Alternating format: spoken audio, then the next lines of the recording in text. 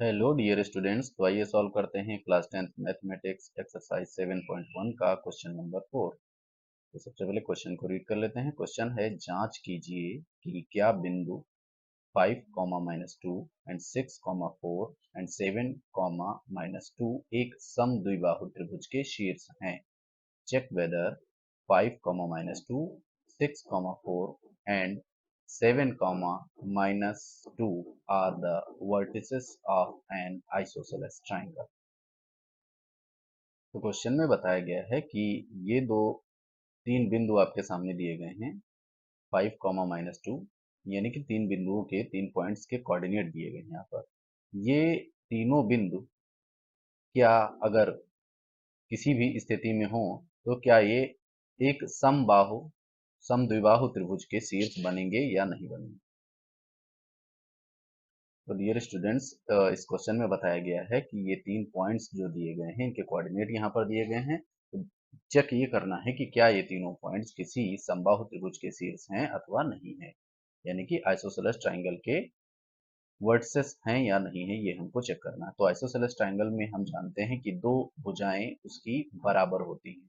तो यहाँ पर इन तीनों पॉइंट्स को अगर हम चेक करते हैं तो अगर हमें दो भुजाएं अगर हमको बराबर मिल जाती हैं तो इससे स्पष्ट हो जाएगा कि ये आइसोसेलेस ट्राइंगल है, यानी समबाहु त्रिभुज है। और अगर ऐसा नहीं होता है तो हम समझेंगे कि ये आइसोसेलेस ट्राइंगल के वर्टिसेस नहीं है। तो चेक करते हैं कि ये आइसोसेलेस ट्राइंगल के वर्टिसेस हैं या नहीं है।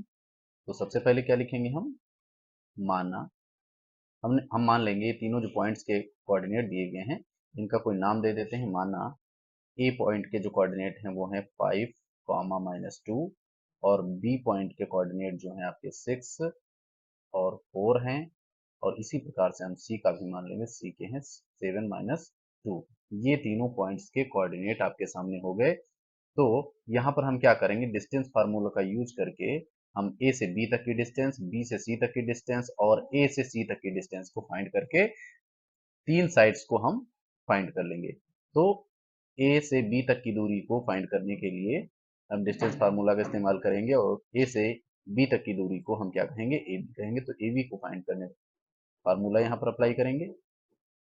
क्या होता है, x2 minus x1 whole square plus y2 minus y1, ये फार्मूला अप्लाई होगा। तो इन दोनों के कॉन्टेस्ट में अगर देखा जाए तो ये x2 है और ये x1 है। तो x2 हो गया 6, x1 हो गया आपका 5, स्क्वायर कर देंगे प्लस इसमें y2 आपका 4 है, 4 माइनस -2, ये हो गया आपका y1 स्क्वायर अंडर रूट। आगे लिखेंगे 6 में से आप 5 को माइनस करेंगे तो कितना हमारे पास रहेगा, 1 स्क्वायर करेंगे प्लस यहाँ पर क्या हो जाएगा, तो इसको ब्रैकेट को ओपन करेंगे तो प्लस का 2 हो जाएगा। तो ये 4 और 2 ऐड हो जाएंगे और आएगा आपका 6 का स्क्वायर इक्वल टू 1 का स्क्वायर करेंगे 1 ही रहेगा और 6 का स्क्वायर करेंगे कितना आ जाएगा, 36। तो इस प्रकार से इनको ऐड करेंगे आ जाएगा 37 अंडर रूट। अब इसका कंप्लीट स्क्वायर रूट नहीं निकलेगा तो इसको हम यही इसका आंसर मान लेंगे, यानी ए बी की वैल्यू को हम यही मान लेंगे। अब हम फाइंड करेंगे बी से सी तक की दूरी को, यानी कि बी सी को फाइंड करेंगे। तो लिखेंगे बी सी इक्वल टू, अब हम इस बार डिस्टेंस फार्मूले को नहीं लिख करके उसकी सीधे वैल्यू को प्लेस करते हैं। तो यहाँ पर आपका x2 है 7, तो 7 माइनस x1 6 प्लस y2 आपका है -2 इसमें और माइनस ये है 4 स्क्वायर। तो B C equal to 7 minus 6 1 रहेगा, स्क्वायर हो जाएगा और यहाँ पर ये दोनों माइनस के हैं तो ऐड हो जाएंगे, -6 का स्क्वायर हो जाएगा, अंडर रूट लगेगा। अब इसको हम यहाँ पर सॉल्व कर लेंगे। बी सी इक्वल टू 1 का स्क्वायर कितना, 1 ही रहेगा प्लस -6 का स्क्वायर 36 आएगा अंडर रूट के अंदर। बी सी इक्वल टू, अब इनको ऐड करेंगे कितना आएगा, 37 और इसका भी कंप्लीट स्क्वायर रूट नहीं निकलेगा तो इसे भी हम एज ए बी सी की वैल्यू मान लेंगे। अब इसी प्रकार से हम फाइंड करेंगे सी से ए तक की डिस्टेंस, यानी कि ए सी को फाइंड करेंगे। तो लिखेंगे ए सी इक्वल टू, अब यहाँ भी डिस्टेंस फाइंड करने का फार्मूला, तो यहाँ पर इन दोनों के कॉन्टेस्ट में अगर देखेंगे तो इसका x2 है 7 7 माइनस 5 स्क्वायर प्लस, और इसका y2 है माइनस टू, और y1 इसका हो जाएगा, इसका भी -2 हो जाएगा, तो माइनस माइनस टू, इस प्रकार से इसको लिखा जाएगा। AC इक्वल टू 7 से -5 करेंगे, कितना रहेगा हमारे पास 2 स्क्वायर, प्लस यहाँ पर जब इसको ब्रैकेट को ओपन किया जाएगा तो ये -2 और ये +2, ये क्या हो जाएंगे, इसको इस तरीके से ये कंडीशन बनेगी और ये दोनों अंदर कैंसिल हो जाएंगे। इसको अंदर रूट के अंदर रखते हैं। AC इक्वल टू, अब 2 का स्क्वायर 4 हो जाएगा, प्लस इधर क्या हुआ, 0 का स्क्वायर हुआ, तो 0 का स्क्वायर 0 ही रहेगा। AC इक्वल टू 4 + 0 4, और इसको जब हम फाइंड करेंगे स्क्वायर रूट के रूप में तो ये 2 आ जाएगा।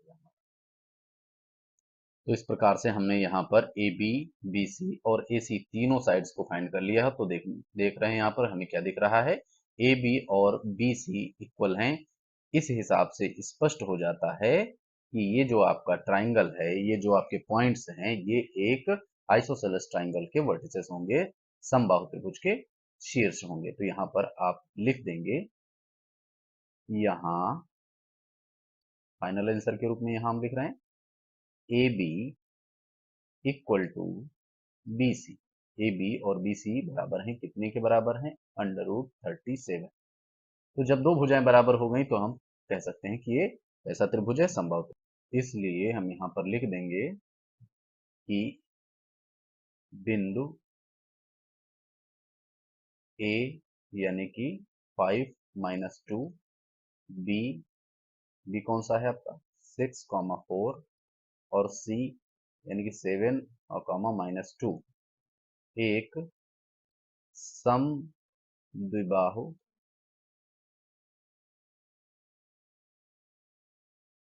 त्रिभुज के शीर्ष हैं। तो इस प्रकार से हमारा ये क्वेश्चन सॉल्व हो गया।